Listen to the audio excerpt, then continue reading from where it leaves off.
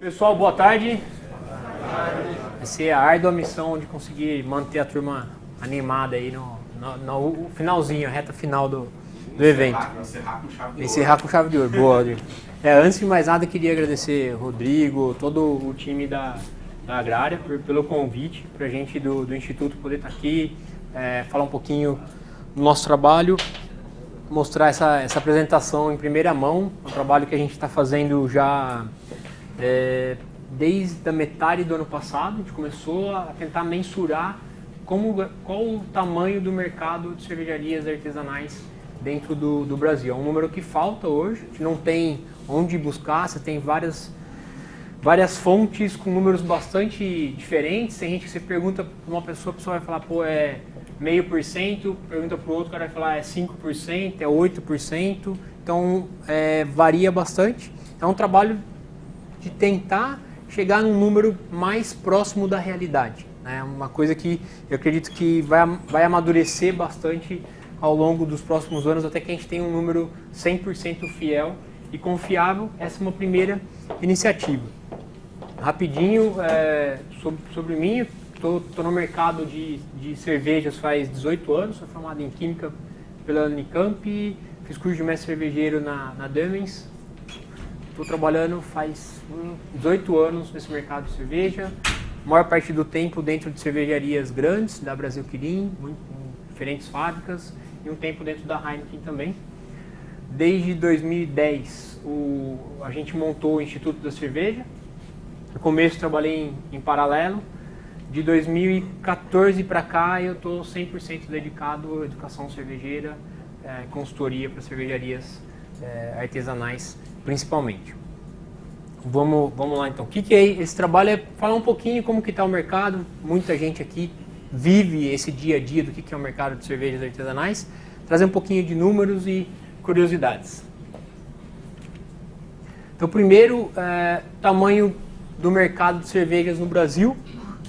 O Brasil sempre foi um país importante, de relevância quando a gente fala de cerveja, né? Se a gente enxergar principalmente o mainstream, o Brasil hoje é o terceiro maior produtor de cervejas do mundo. Então é um país sem dúvida de grande relevância.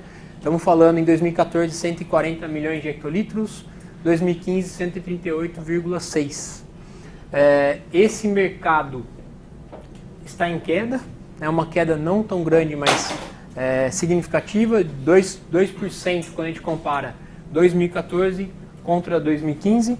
E se a gente pegar agora o comecinho de 2016, eu tenho os números até maio fechados, caiu mais um pouquinho, caiu 2,4%, então é um mercado que está em queda. Share volume ou share volume? Hã? Share volume? Aqui é volume, não é share, aqui é volume absoluto. Isso é um reflexo da economia, do momento econômico que a gente vive hoje. Então faz sentido até a gente ter uma pequena queda de volume, principalmente no mainstream. Antes de falar sobre o mercado de cervejas artesanais, tentei buscar uma definição. Hoje também, se a gente procurar o que é cerveja artesanal, o que é cerveja especial, não existe uma coisa clara, bem definida, principalmente uma definição legal. Então eu busquei para essa apresentação toda essa estatística que a gente vai mostrar, o número do mercado. A gente usou como referência o conceito do Brew Association nos Estados Unidos, que a gente considera como uma grande referência, a gente que está trabalhando já há muitos anos, de uma forma muito bem organizada, muito bem estruturada. Então, para eles, o que é cerveja artesanal? Primeiro, eles levam em consideração todos esses aspectos. Primeiro, eles consideram que tem que ser pequeno. Esse pequeno é bem relativo. Pequeno para eles é 7,2 milhões de hectolitros por ano. Pequenininho, bem pequeno. Esse pequeno, na verdade, não é tão pequeno, é bem grande até, mas eles pensam em percentual do mercado. Esse número para eles é inferior a 3% do mercado americano. Então eles consideram assim, que é craft, o cara não pode ter um volume maior que 3%, senão ele já não é mais craft. Esse é um dos aspectos. O outro aspecto, independente. Esse independente que eles comentam é a cervejaria, para ser considerada uma cervejaria artesanal, não pode pertencer, não pode ter 25% do seu capital pertencendo a um grupo de bebidas grande, que é um grupo de bebidas que não se encaixa dentro da primeira regra aqui. Então, cervejarias que até têm uma história de cervejaria artesanal, mas foram adquiridos por grandes grupos, deixam de ser consideradas artesanais nos Estados Unidos. Tradicional. O que é o tradicional?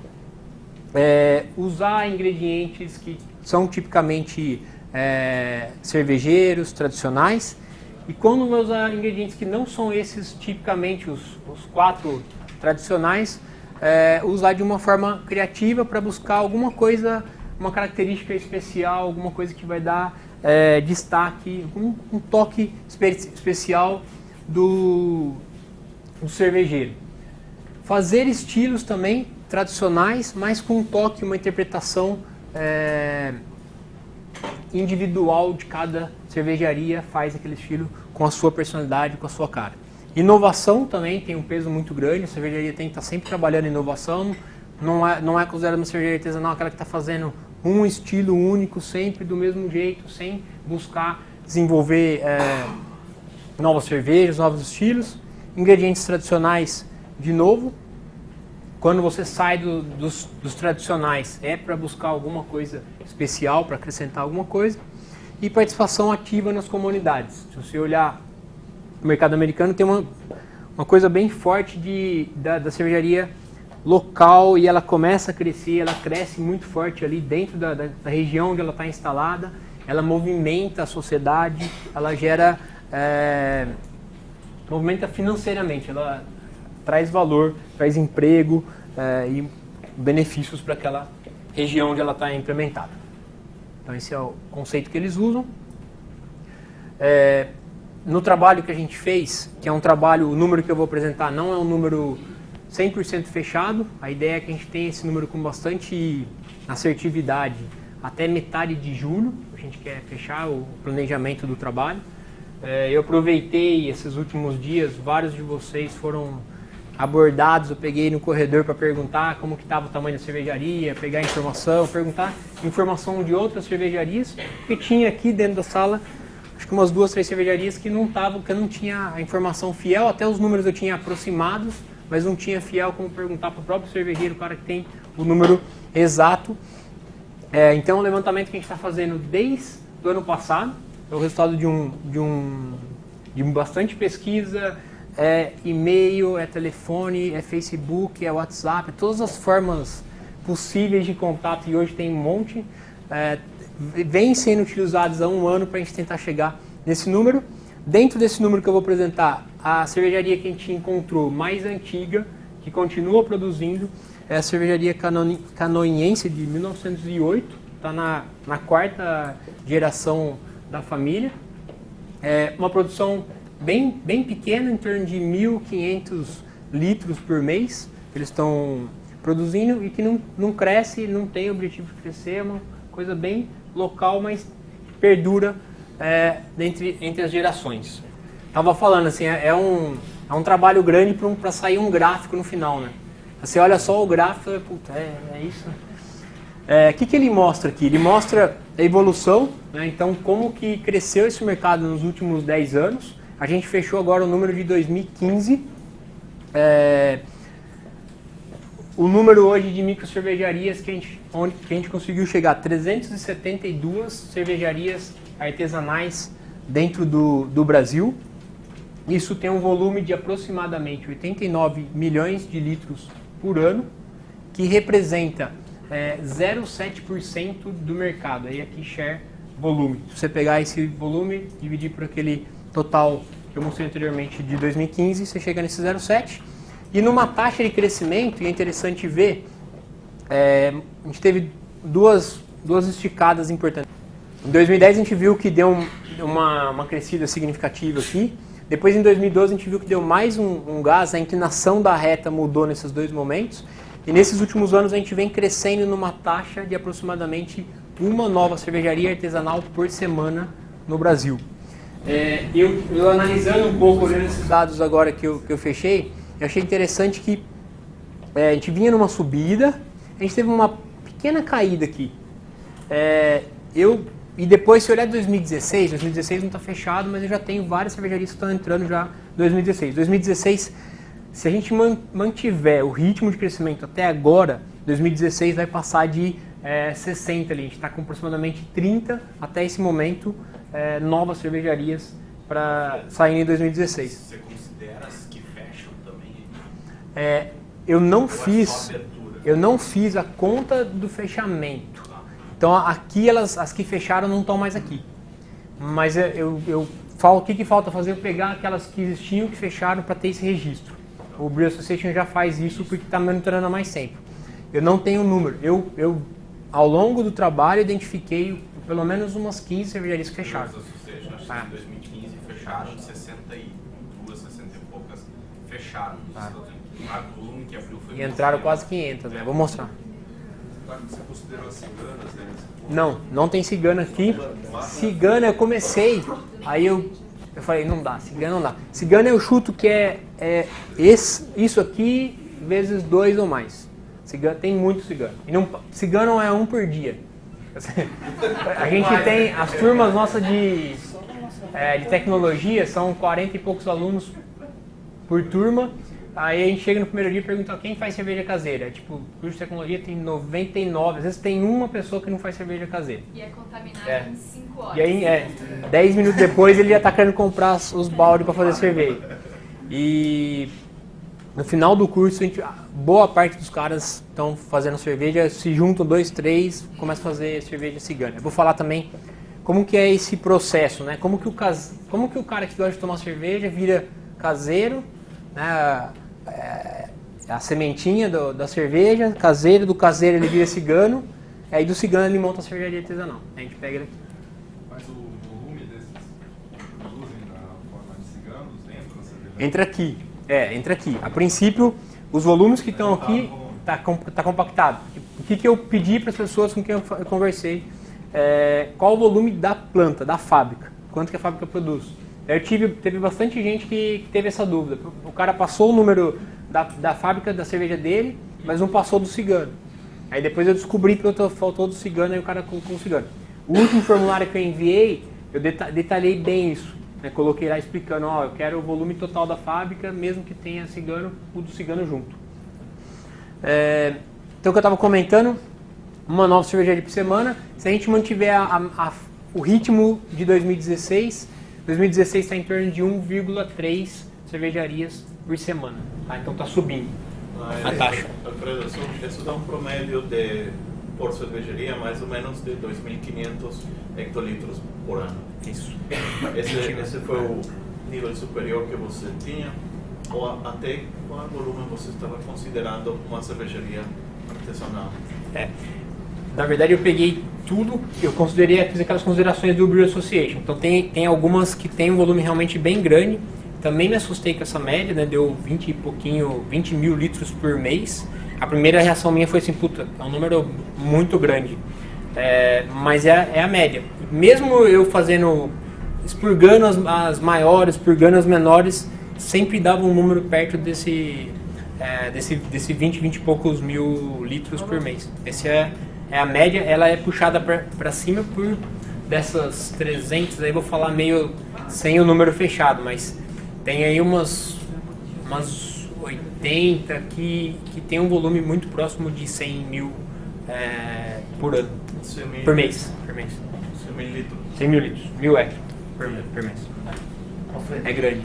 tendência de 2016, você acha que a gente vira um dígito, passa de 1%? 0,7 vira 1% no mercado? Eu acho que, eu vou falar, crescimento... Vai demorar pra gente virar um dígito. 15, eu vou chutar em torno de uns, entre 2014 para 2015. Esse número também não está confiável, não coloquei na apresentação. Mas o primeiro feeling de 2014 e 2015, pegando a cervejaria só que me entregaram informação, em torno de 30% de crescimento em volume. Isso considerando que as que existiam cresceram e o volume que entrou em 2015 que não tinha em 2014.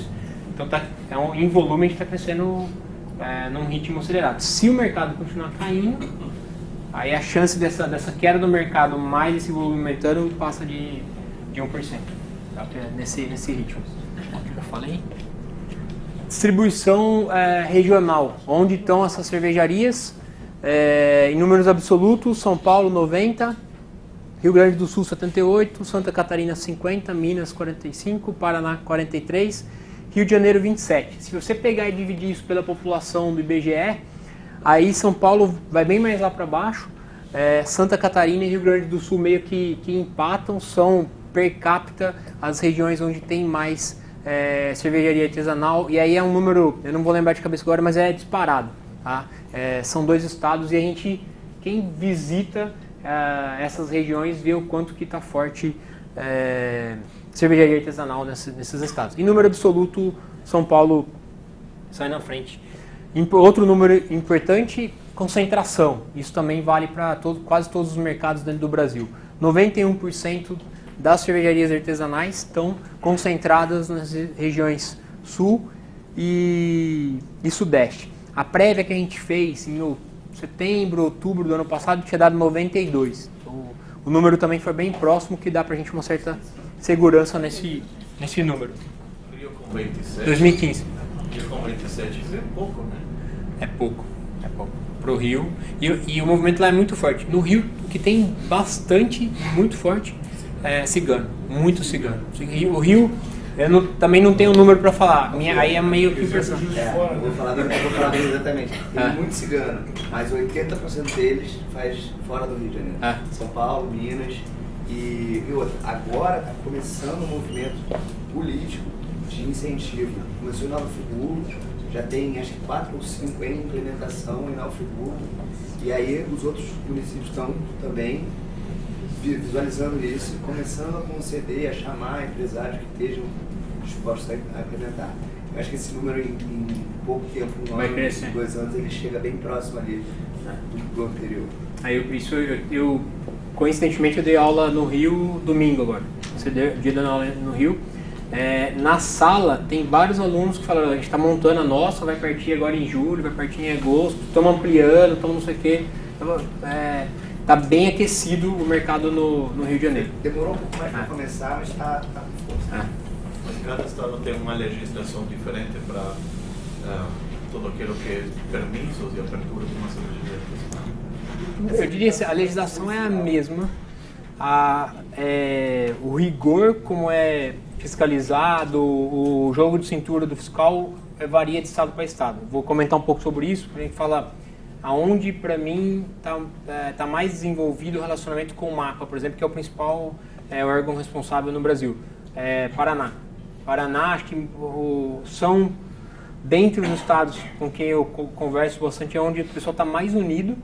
Então, aqui a Associação dos Cervejeiros é muito forte, fiscais vão na festa, muito unido. Os fiscais vão tomar cerveja lá na cervejaria. Eles me chamaram, vou mostrar uma foto, me chamaram para fazer uma palestra para eles, porque eles querem entender mais sobre cerveja artesanal. Então, tem um pouco de flexibilidade diferente, mas a legislação é a mesma. A princípio é a mesma. Tem também alguns estados que começou agora no Rio, teve uma cidade que estão flexibilizando um pouquinho na questão tributária, que é assim, impostos. Isso é uma coisa também que tem a legislação para todo mundo, mas tem alguns estados, algumas cidades que estão flexibilizando também um pouquinho. Vou comentar, vai aparecer. O Paraná cortou a partir de janeiro, né? Cortou o quê? O subsídio que tinha fiscal a partir de janeiro desse ano. Não sabia. Não tem isso que tem nos Estados Unidos, que algum estado, por exemplo, proíbe você vender cerveja onde você fabrica. Não, aqui não é por estado. Vamos lá. Esse número, quase 400 cervejarias, é um número que parece bastante, mas quando a gente olha outros países onde o mercado está bem desenvolvido, a gente vê que a gente está engatinhando ainda. A principal referência é os Estados Unidos, sem dúvidas. Eu acho que é onde o mercado de cervejarias artesanais está mais forte. Aqui é o número de 2015 também. Então, algumas informações que são interessantes para mostrar qual é o potencial que a gente tem e por que vale a pena investir no mercado de cervejarias artesanais, por que a gente considera uma boa aposta, desde que feito de forma profissional. Então, 2015, o artesanal dos Estados Unidos já 12,2% em volume. Esse número já está batendo 14, 15 na prévia 2016. Quando a gente olha em valor, a gente está falando de 21%. Então, vende 12 e pouquinho por cento, mas custa muito mais caro a cerveja artesanal comparado com a cerveja mainstream. Então, em valor, o número é muito mais relevante. A taxa de crescimento é assustadora, está a 2 dígitos faz muitos e muitos anos. A taxa de aumento de cervejarias, 2014 para 2015, está em 15%. Acho que foi o único número que a gente ganhou dos Estados Unidos em 2015, foi esse aqui. A gente cresceu 17% em número de cervejarias. Eles estão muito bem organizados, então lá eles já têm mensurado direitinho por brewpub, micro cervejarias, cervejarias regionais, que são cervejarias já de grande porte, mas que ainda são consideradas artesanais. Quando a gente olha o Brasil tem poucas gigantes, né, são os grandes grupos cervejeiros, que produzem 99,3% do que a gente consome no Brasil, e um concentrado aqui de quase 400 cervejarias artesanais, mas todas pequenininhas. A gente ainda não tem esse miolo. E esse miolo é onde estão as maiores margens, é onde o negócio passa realmente a ficar bastante interessante. Quem vão ser essas cervejarias de médio porte? São aquelas pequenas que forem bem sucedidas, que investirem em qualidade do produto, vão crescer, vão compor esse grupo. O que mais é interessante aqui? Rapidinho. Hoje o americano vive em torno, num raio de 15 quilômetros, tem uma cervejaria artesanal para ele tomar a cerveja dele. Quem foi para os Estados Unidos recente deve ter observado como que é fácil, como que está impregnado o universo de cervejas artesanais nos Estados Unidos. Você vai num jogo de basquete, um jogo de futebol americano, antigamente tinha uma opção, hoje é comum você ter tem a tradicional, tem a mainstream, mas também tem a artesanal para você como opção. Quem perguntou? Pois não. Você acha que esse cenário dos Estados Unidos é muito diferente do Brasil devido ao consumo per capita, condição econômica? Qual que é o fator que você acredita que eu vou comentar. Eu acho que a gente começou depois, né? Isso começou lá muito antes. A gente está uns 15 anos atrasado, vamos dizer assim. Mas tem outros aspectos. Eu acho que tá no finalzinho da apresentação, mas passa por incentivo do governo. Né? Então, eu acho que aí pega muito, se você olhar lá a legislação, você é pequeno lá, você paga menos. E aí você procura o governo, procura na prefeitura. A gente conversou com vários cervejeiros americanos para entender isso. Ele fala, vem aqui, vem montar uma cervejaria porque eu quero que você traga emprego, quero que você movimente a cidade. Então ele te acolhe para você investir. Então para o empreendedor americano ele tem bastante incentivo. O imposto é menor, então se ele é pequeno ele paga menos. Se ele é médio ele paga um pouquinho mais, se ele é grande ele paga muito mais. Então isso também permite que o cara tenha fôlego para investir, para crescer. Equipamento, se você olhar quanto custa o equipamento lá e quanto custa o equipamento aqui, e ainda hoje, parte de qualidade, lá você compra um equipamento bem superior, com um preço muito menor. Né? O preço é covardia, do que ele paga no equipamento lá e do que a gente paga aqui. Matéria-prima, também lá, as matérias-primas são de lá. Né? Então a gente aqui paga mais caro porque a gente tem que as principais matérias-primas são importadas.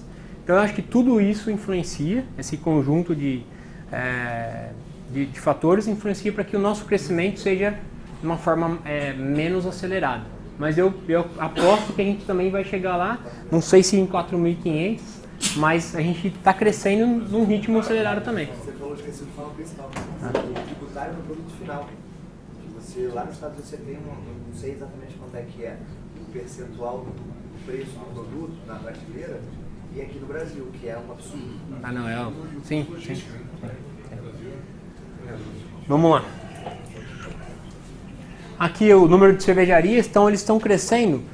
Eles crescem um Brasil por ano. Então, o número total de artesanal no Brasil que eles crescem por ano, 15% de cervejaria de 2014 para 2015, em volume em torno de 13% de volume de cervejarias artesanais no mercado americano. Esse número já passou, agora em 2016, já passou de 4.500. Vocês saberem.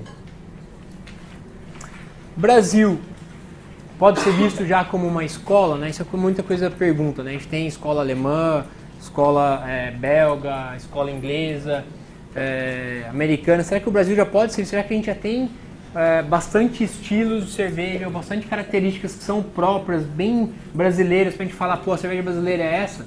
Aí uma opinião pessoal, acho que ainda não, acho que a gente está caminhando para isso, tem poucas e boas iniciativas, aqui eu trouxe alguns exemplos, então usar café, o Junca aqui de Curitiba, cerveja ácida com maracujá, então usar uma fruta nossa, desenvolver uma cerveja, cadê os mineiros? Uma cerveja com uma levedura brasileira, ou usar frutas típicas regionais, bem brasileiras para fazer cerveja. Então a gente está nesse caminho, ou usar rapadura, cadê nossa amiga aqui?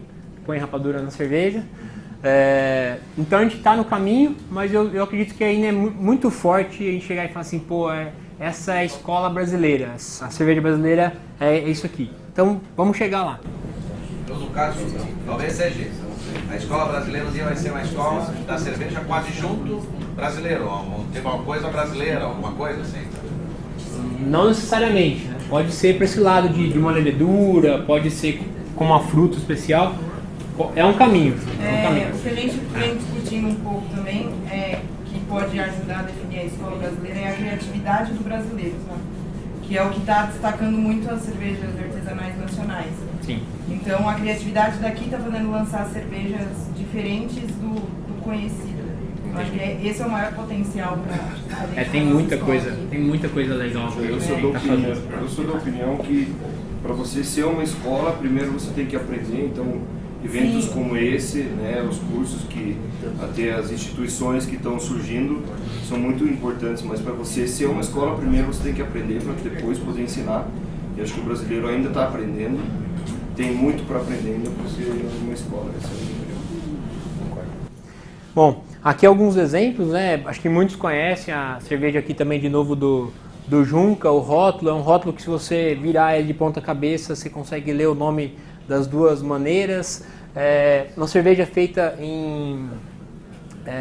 nessa coisa de cerâmica, né? Igual a gente tomava água do filtro para tentar trazer para a cerveja um toque dessa mineralidade que o barro traz.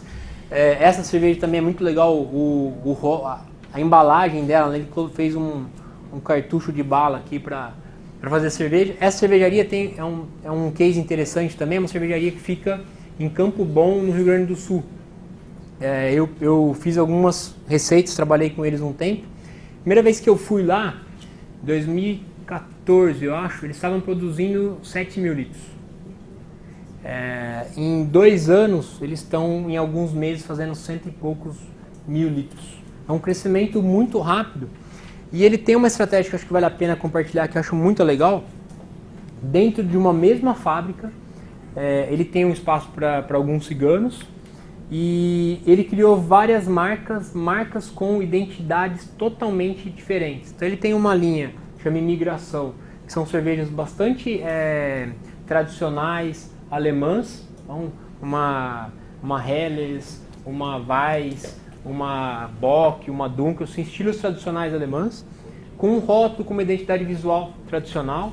Tem uma linha só para cervejas extremas, então IPA, Imperial IPA, Black IPA, com essa identidade visual, com uma comunicação diferente. Tem uma outra linha de cervejas belgas e uma linha que ele fez só para atender restaurante japonês. Uma linha toda estilizada com coisa de restaurante japonês. Estava no restaurante japonês em São Paulo, semana retrasada, tinha a cerveja dele lá. Então, ele criou, numa mesma fábrica, várias identidades visuais e foi um cara bem sucedido. Acho que é legal compartilhar. Aqui um outro caso que na minha pesquisa surgiu essa cervejaria, é do Rio Grande do Sul, cadê os gaúchos? Talvez vocês conheçam a figura, né? Mas a primeira reação chama bosta. A primeira reação minha, eu falei assim, isso aqui é alguma brincadeira, alguém que não existe isso aqui. Mas aí fala, não, existe, a cervejaria realmente existe. Eu até ouvi a história recentemente, foram 2 amigos, fazia cerveja em casa, tava tomando cerveja, e aí a cerveja não estava tão legal, os caras, pô, a cerveja tá uma... E aí surgiu a história da cerveja. Contei, não sei pra quem aqui, tá ali no fundo. Ele contou uma outra história que eu achei melhor ainda. Disse que tem uma outra cervejaria lá no sul que chama Grande. Que eles estão querendo fazer uma colaborativa agora.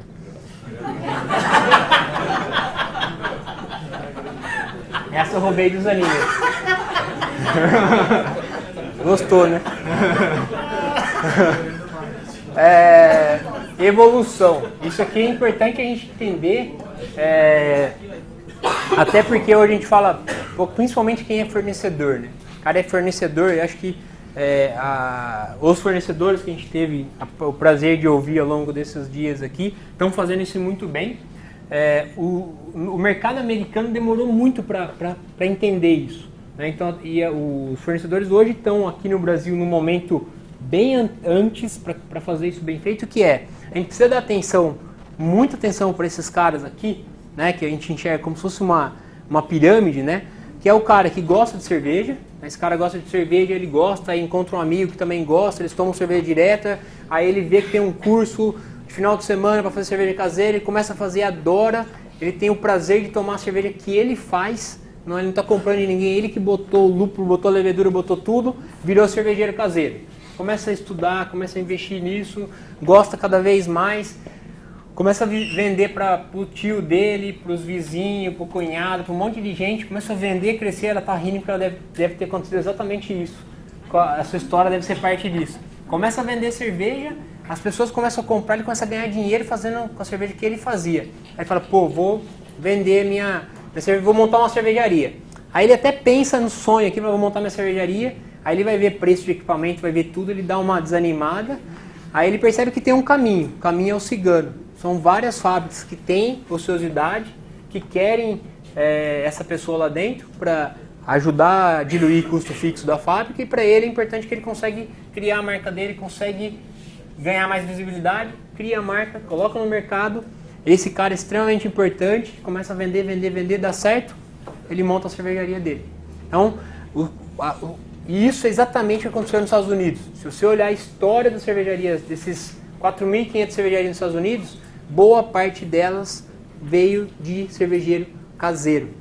Estava comentando isso também no final de semana. A gente, nessa última visita que a gente fez nos Estados Unidos, em vez de visitar cervejarias grandes, a gente visitou as pequenas, bem pequenas. E chama atenção como são construídas cervejarias. São duas panelas. Uma panela que muitas vezes não tem mexedor, onde ele vai fazer a mosturação. Ela não tem vapor, ela não aquece. E uma outra que tem vapor para aquecer. Ele aquece a água na número 2, joga água quente para essa panela, joga o malte, faz uma rampa única, vocês vão se identificar, quem faz cerveja em casa aqui vai se identificar com isso. Faz uma rampa única, essa mesma panela ele filtra nela, ela tem o fundo falso, ele filtra, joga para outra e ferve. É um caseiro grande, é a cabeça, a mentalidade do cara que fazia em casa, só que num equipamento de 1.000, 2.000 litros. A POC, que é lá de Timbó, é assim, o processo é assim. Mas lá nos Estados Unidos assim, é um monte, assim, tudo, duas panelinhas. E não tem algumas não tem nem mexedor. O cara vai lá, igual ele fazia na casa dele. É impressionante. Alfredo, os brewpubs, como é que você vê? O brewpub também é tá dentro. Ele tá dentro aqui, acho que... o brewpub, eu diria que o brewpub já tá aqui, já é dele a fabriquinha, né? Ele que faz, ele já não é mais cigano. O brewpub também é um outro caminho, né? Tem muita gente, muito brewpub que acaba virando cervejaria.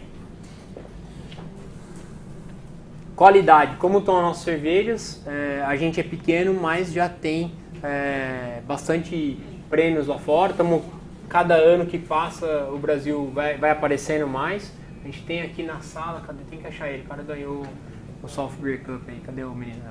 O premiado, uma salva de palmas aí pro cara que ganhou a medalha de ouro. Então, e a gente teve a oportunidade de tomar a cerveja dele, né? A gente tomou ontem, né? A gente viu por que você ganhou o prêmio. Então tem muita coisa boa.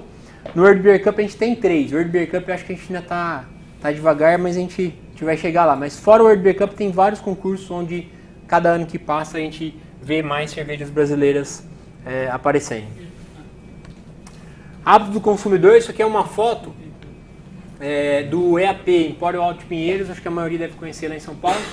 Lá tem 850 garrafas de cerveja diferentes para você escolher, opções de cerveja para você escolher. Porque esse consumidor, ele tem... Opa, cadê? Ah, não apareceu aqui. Ele tem um hábito de consumo diferente. Deixa eu passar aqui. Chegamos quarta-feira. Quarta-feira à noite, fomos lá, vamos no tal do Armazém do Malte, disse que é legal, nunca tinha ido, vamos lá conhecer. Olha que a gente chegou lá, 250 em Guarapuava, então não precisa ir lá em São Paulo, aqui também tem. Isso é uma realidade no Brasil todo. O consumidor de cerveja artesanal não é igual ao consumidor de mainstream. O consumidor de cerveja artesanal, ele não é fiel, ele quer tomar coisas diferentes. Se ele todo dia puder tomar uma cerveja diferente, todo dia ele vai tomar uma cerveja diferente. Então a estratégia comercial das cervejarias tem que ser diferente da estratégia comercial da cervejaria grande. A cerveja ela é oferecida de uma forma diferente e essa cervejaria tem que estar sempre inovando, fazendo coisa nova, para o consumidor querer experimentar sua cerveja. Eventos e festivais, também isso cada vez mais forte no Brasil. Esse aqui é lá de Blumenau, já é bastante expressivo, já dá orgulho de ter um evento desse tamanho dentro do Brasil. São milhares e milhares de pessoas que frequentam, acho que todo mundo aqui deve ter ido esse ano. Algumas tendências, algumas apostas para esse mercado nos próximos anos, um pouco de o que está acontecendo nos Estados Unidos, que com certeza vai acontecer aqui. Cerveja maturada em barril de madeira. Isso, se você for para os Estados Unidos hoje, vai ser raríssimo você entrar numa cervejaria lá que o cara não tem dentro da cervejaria uma área, um programa de envelhecimento em barril de madeira. Isso vai acontecer aqui também. Uma outra tendência, cervejas ácidas, são coisas bem distintas. O que normalmente acontece no país que está aprendendo a fazer Wooden Barrel Aged, cervejas maturadas em barril de madeira, é que ele tenta fazer Wooden Barrel Aged e acaba fazendo cerveja ácida no começo. Já tem alguns casos espalhados aí no Brasil, tem vários, né? Mas com o tempo acerta a mão. O segredo, assim, de uma forma resumida, é que isso aqui, e acho que poucas pessoas sabem disso, mas faz uma diferença gigantesca, é que isso aqui é frio, e aquele é quente. Né? Tem muita cervejaria hoje que está com os barris de madeira, tem um monte, assim, estão tentando e não estão conseguindo e não descobriram ainda por quê, mas estão com o barril a 30 e poucos graus. Pergunta para o Marcelo, que entende um pouquinho de micro-organismo, que tipo de bicho que gosta de trabalhar nessa temperatura. Então, a gente está dando a condição ideal para fazer sour. A gente quer fazer o Wooden Barrel Aged. Então, isso aqui é frio, aquele é quente. Mas a gente já tem bons exemplos de cervejas ácidas. Outras tendências, lata. Então, aconteceu uma coisa legal esse ano. Lata para o artesanal é um negócio que, no primeiro momento, é um pouco complicado, porque o investimento numa linha de lata é alto, né, para esses volumes. Então, surgiu agora recentemente uma coisa que nos Estados Unidos já é comum. Tem uma empresa que ela tem uma linhazinha móvel e ela vai até a sua cervejaria e enlata para você a sua marca. Então, a gente começou, essa foi a primeira lá na Dádiva em São Paulo, e aí já tem outras surgindo. Eu acredito também que é uma coisa que vai aparecer mais esse ano, vai ter um destaque maior. Uma outra tendência é fazer acidificação na mostura. Produzir cervejas ácidas sem ter que se preocupar tanto com contaminação microbiológica na fermentação, maturação. Então, uma alternativa para quem quer começar a entrar nesse universo das cervejas ácidas, que é você faz a acidificação na parte quente do processo. Você produz o mosto, filtra o mosto. Antes de ferver, deixa ele acidificar. Ou acidifica adicionando ácido, lático, fosfórico, cítrico, depende da sua receita. Ou você joga um pouquinho de pó de malte em cima ali, que está cheio de bactérias láticas, aquilo acidifica. Você vai controlando o pH para chegar no pH da bebida que você quer produzir. E depois você fermenta e segue o processo normalmente com levedura, com micro-organismos tradicionais, para não ter risco de levar contaminação para a sua adega. Isso também é uma tendência muito forte, lá nos Estados Unidos também está bombando. Aqui no Brasil já começou, esse é um exemplar nacional. Você recomenda algum material sobre mostura, acidificação na mostura? Literatura? Eu acho que tem aquele livro que Sour... Alguém recomenda? American Sours. Tem pouca coisa, tá? Quem eu acho que fala muito bem desse assunto no Brasil hoje, ele dá essa aula pra gente no curso do Instituto, é o Junca. O Junca, eu acho que é um cara que tá num ponto legal que é o André Junqueira, da Morada. Desafios, isso tem um pouco a ver com o que eu já pergunto que você fez, né? O que são os maiores desafios, acho, no Brasil, do ponto de vista matéria-prima e equipamento. Matéria-prima evoluiu muito. Quando você pegava as cervejarias ou pegava o caseiro, ele estava comprando de alguém que vendeu para alguém, você tinha uma cadeia assim, de umas 5, 6 pessoas até chegar na mão dele. Hoje a gente vê que isso está muito mais bem organizado, muito mais bem estruturado. Você consegue comprar lúpulo fresco, você consegue comprar malte de boa qualidade sem tantos intermediários no caminho. Profissionalização, quando a gente conversa com boa parte dos proprietários ou das pessoas que querem investir em cervejarias artesanais, boa parte deles são grandes sonhadores, querem fazer, tem aquele sonho, quer fazer sua cerveja, mas ainda de uma forma pouco profissional, pouco estruturada, pouco planejada, não tem business plan, não tem nada. Vamos fazer, faz, e nem sempre dá certo. Então aqui também tem um caminho grande, carga tributária a gente já comentou, isso aqui é assustador no Brasil, em toda a cadeia, né, matéria-prima, equipamento, produto, venda, distribuição. E por último, conhecimento, que a gente coloca também forte, conhecimento abrange tudo, né, é o que a gente faz, né, a parte de educação. A gente fala no Instituto, para fazer uma boa cerveja, você precisa de 5 ingredientes, né, até o pessoal, os alemães, nos perdoem, a gente acrescentou um ingrediente na lei da pureza, né, que é água, malte, lúpulo, levedura, e o último é o conhecimento, né? Não adianta nada você ter todas as matérias-primas, se você não tiver um conhecimento, você não faz. Isso também está movimentado, da mesma forma que o mercado como um todo está movimentado, a educação está movimentada. A gente não tem o número das outras escolas, mas para vocês terem uma ideia, a gente começou em 2010, até hoje a gente formou em torno de 3.500 pessoas. Então é um mercado bastante movimentado, é gente querendo aprender a fazer cerveja, gente querendo aprender a servir, então sommelier, o cervejeiro, bastante gente correndo atrás de educação. Isso é uma foto da reunião do MAPA que eu comentei. O MAPA nos procurou, que eles queriam entender mais sobre cerveja. Então tem bastante gente de cervejaria mais antiga, das grandes cervejarias. Eu fiquei impressionado com a mudança do perfil do cara do MAPA hoje. O cara do MAPA hoje quer entender sobre o assunto, quer ajudar, ele é parceiro. Eu acho que Curitiba e Porto Alegre são os dois lugares onde eu vejo maior proximidade, um relacionamento mais forte com o Ministério. E aí você consegue várias coisas, né? Você consegue, por exemplo, produzir uma cerveja em barril de madeira, que teoricamente a legislação não permite hoje, mas tem abertura, em algumas cidades já estão fazendo, e o fiscal está indo lá, está ok, beleza, porque ele entendeu que aquilo não traz problema, não tem risco para o consumidor, mas não é legal, é relacionamento, esses caras estão interessados em ajudar, então vamos aproveitar isso também, por isso que eu coloquei. Impressionante como o MAPA, o MAPA regula tudo o que tem que ver com a fiscalização das cervejas, mas quem se encarga de revisar se todas as leis laborais, de segurança, se as questões elétricas também, se as questões sociais também, porque nós vemos quando a cervejaria passa de fazer aquela panelinha na casa e tem que romper todo aquele universo de questões laborais, aí entra em outro nível de problemas administrativos. Sim, isso também acontece no Brasil.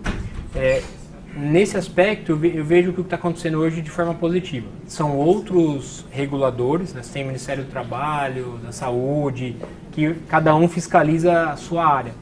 Mas aí tem um pouco mais de flexibilidade. Eles têm uma mão um pouco mais leve para uma empresa que está começando, é pequena, e tem uma mão mais pesada para uma grande cervejaria. Então, uma grande cervejaria, o nível de controle de segurança, saúde, meio ambiente é gigantesco. Para pequena tem um pouco mais de flexibilidade, e hoje, a minha impressão, pelo que eu vejo nas cervejarias no Brasil, são os mesmos órgãos que regulam as grandes e as pequenas.